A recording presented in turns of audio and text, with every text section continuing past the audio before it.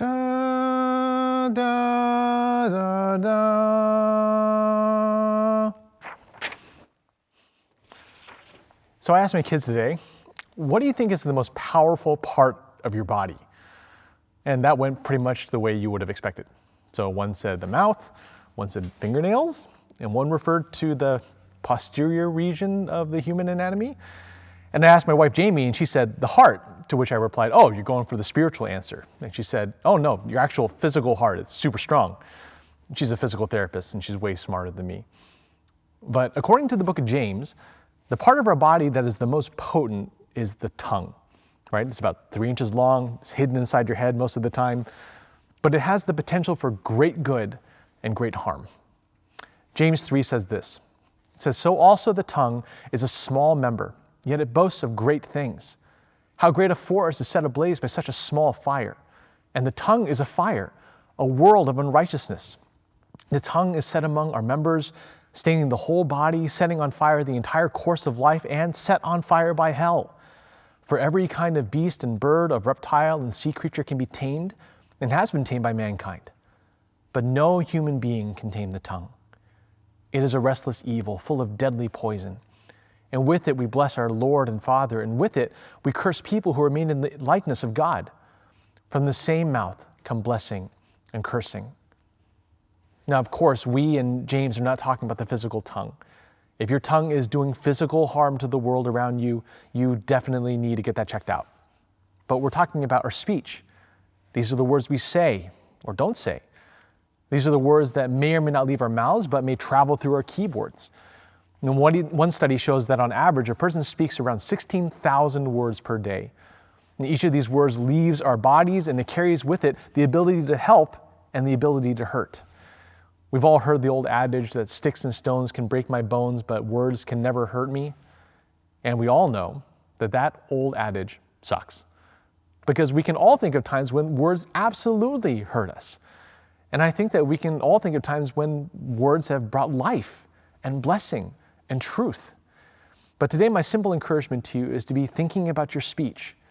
And one passage that really helps us think through our communication is found in Ephesians chapter 4, verse 29.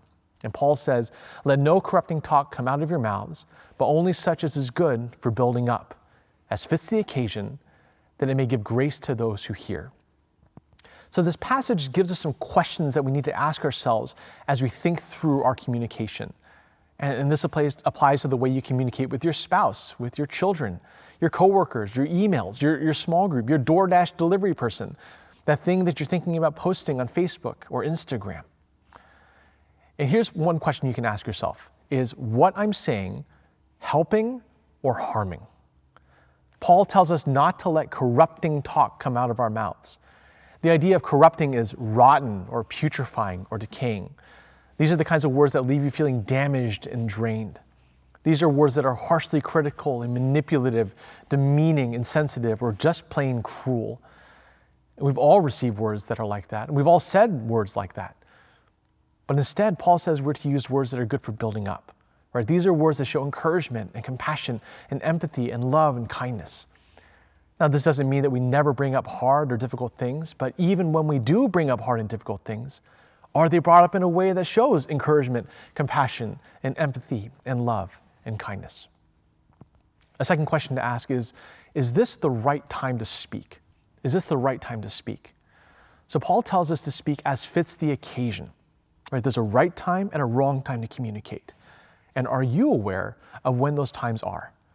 This is particularly important when it comes to when we need to address the hard things in someone's life.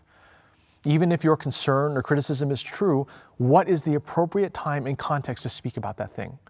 Right? Is this something that could be misinterpreted over a text message? Or should I try to speak about this in person?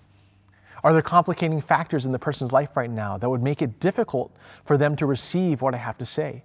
Or should I wait until it's a better time and they're in a better position to hear me? Just thinking about marital conflict, Jamie and I found that when we're in the middle of a disagreement, right, that is not the right time to bring up other unrelated areas of concern. Like if Jamie is concerned, rightly, about me being short-tempered, that is not the time for me to bring up a separate concern that I might have about her life in some unrelated area. We have to think about when the wise, appropriate time is to speak. And the third question to ask yourself is this going to point people to Christ? Our words should give grace to those who hear. Very simply, do your words point people to Jesus? Does your graciousness of speech remind people of the grace that they find in the gospel? Is there a hope-filled and heavenward flavor to the way you talk to people? Right, as I think about my conversations with people, I confess that I think I can leave people with more cynicism and criticism and complaining. But I know people firsthand that I've had conversations with, and I leave these conversations so joyful, so thankful, just loving God better. And I want to be like that. I want my words to have that effect on people. So chances are you're going to stop watching this video and you're going to have a conversation with someone in the near future. But ask yourself, what will that conversation look like? Will it help or harm? Will it be the right time to speak? And will it point people to Christ? Lighthouse, may we be a church where our communication and our speech and our language brings grace to those who hear.